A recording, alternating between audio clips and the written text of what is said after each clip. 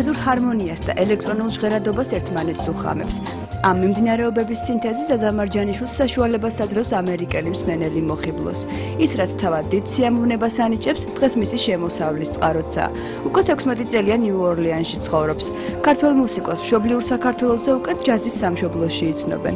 საკუთარი სტუდია და კარგი მუსიკალური გამოცდილება მისი წარმატების გარანტია.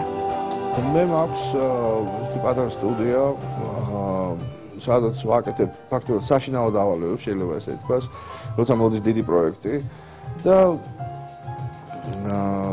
სტუდიას ქვია ზაზა ჯაზა. ხო, იქიდან მოდის ბავშვობიდან მახსოვს რაღაც ფორტეპიანოზე რაღაცას არასერიოზულად მაშინ რო უკრავდი რეგ-ტაიმებს და რაღაცებს მეუბნებოდნენ ზაზა ჯაზა და დავარქვი სტუდიას ზაზა ჯაზა. პროფესიით ინჟინერია. ფორტეპიანოზე დაკვრა 5 წლის ასაკში თავად ისწავლა. ფლობს რამდენიმე ინსტრუმენტს და უკრავს კლუბებში.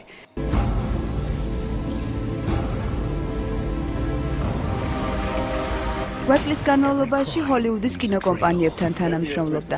წერდა კინომუსიკას. მათ შორის ფილმისთვის ეჭვის ჩრდილი. სწორედ ზაზა მარჯანიშვილის მუსიკაზე ვითარდება მელანი გრიფიტისა და ტომ ბერენჯერის სიყვარულის ისტორია.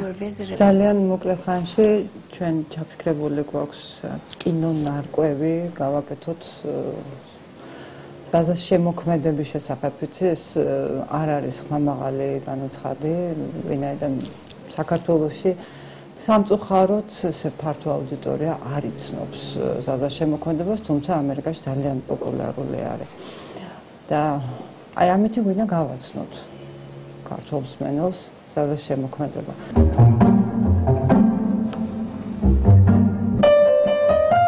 40 წლის მუსიკოსის ანგარიშზეა 6 ალბომი მუსიკა კინოფილმებისთვის და დრამატული სპექტაკლებისთვის.